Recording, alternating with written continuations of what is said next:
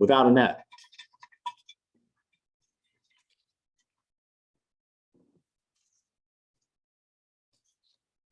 Whole body experience.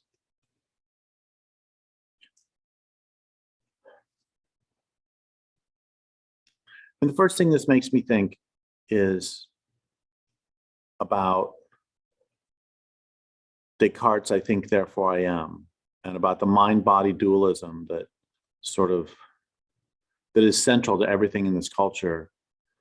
And I've been writing lately about where I think this mind-body dualism comes from, and I think that it really begins with I think that Freud, when he talked about penis envy, was doing a classic trick of abusers and abusive dynamics, which is called DARVO, which is to deny, attack, and reverse victim and offender.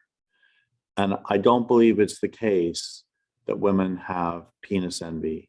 I think that's completely backwards. And I think that within patriarchy, this doesn't say it happens everywhere, but within patriarchy, I think men have womb envy. And I think that this is important because women give life. Women are the carriers of life through different species. And the relationship to the continuation of the species and the continuation of the community is clear. And this makes females of greater importance. This is why buffalo, when they're under some threat that they can't outrun and they have to form a defensive circle, they put the mothers and calves in the center. And then I believe comes the sort of teenagers, and then comes the mothers without children, and on the outside are the bulls. And that's partly because women are more reproductively important. And this is, I mean, think about this. If you have a village that consists of 200 people, 100 men and 100 women, and all of a sudden 99 of the women die, your village is going to die out because you can only have one baby a year. If, on the other hand, you have 99 of the men die, you can still have 100 babies a year, because the men's role in reproduction is as delightful as it may be, it is very short compared to 9 months. Could be very short compared to 9 minutes, could be very short compared to 9 seconds, we don't know.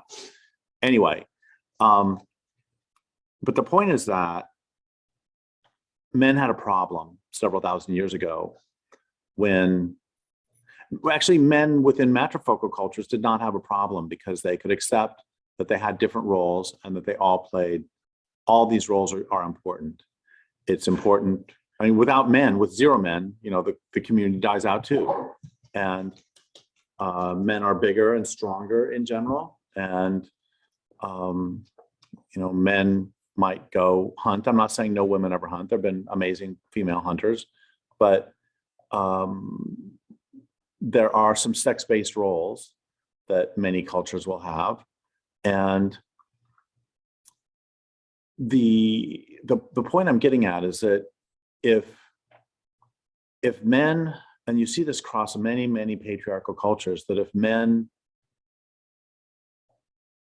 men have to be superior, but women are more crucial for reproduction, that puts men in a pickle, because what role do I play that's more important than women?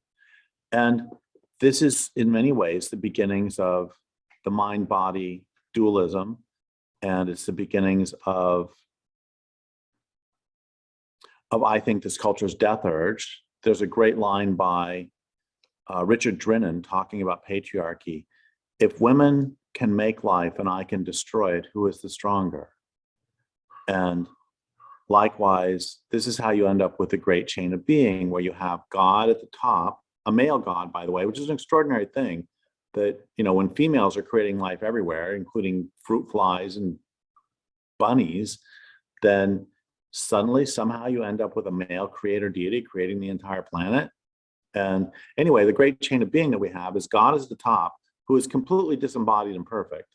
And then the angels, who are pretty disembodied. And then men who, although they have bodies, like St. Augustine said, they've got the unruly penis that they fight their bodies, but the mind is where it's really at. And you've got women who, according to this rubric, are more in their bodies. And then you've got non-humans who we claim have no minds. Anyway, there's a scale of perfection starting at pure disembodied mind and ending at pure unminded embodiedness. And that's and with the disembodied at the top. And this is so clear that it's a response to projecting the body onto women and the mind onto men. And we have to figure out a way we can be superior, because we have this great inferiority complex because women are necessary and we're not so necessary. And this has led to it's leading to the murder of the planet. And part of the problem is that because it is an artificial identification, it is never going to be stable and it's never going to be satisfied. And so if men have to continue to show themselves stronger and stronger than women, and stronger than life, this is why, by the way, the scientists are so excited when they create enzymes in a lab that slightly replicate life, because it was created by men and not women. It's like, look, we're on the verge of creating life. I mean, this is the Frankenstein story. We men are on the verge of creating life. We're creating life. Never mind that bunnies do it 24 hours a day. Never mind that females of all these different species are creating life constantly, but life itself is creating all this.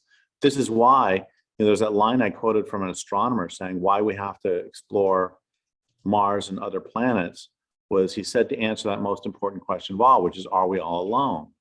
It's like the only way you can ask that is if you're the only one who matters. And that's the problem, is that we've separated ourselves by this womb envy. We have separated and put the body as a source of temptation, a source of contempt. We have contempt for our bodies, that where what's real is what's in here. All this is not real. And part of the way out of this is to recognize that my body is not a shell that carries me. My body is not a shell that carries the real thing. I am my body. And my body and my mind are coherent, and they're a package deal, and you can't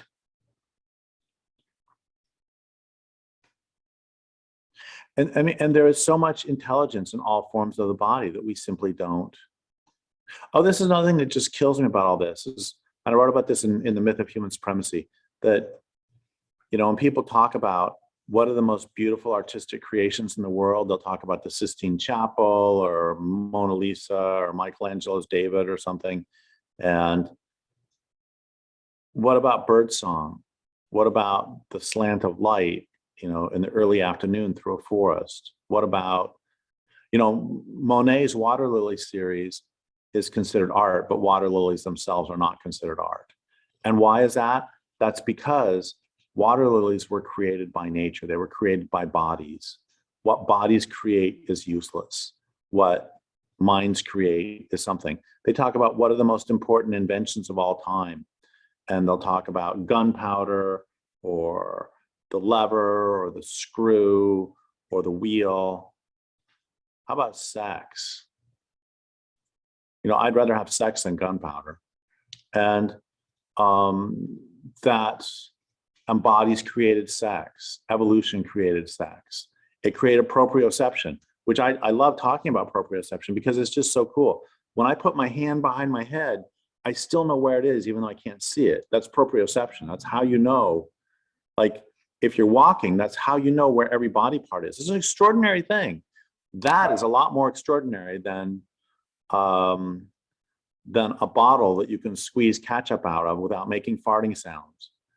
And again, what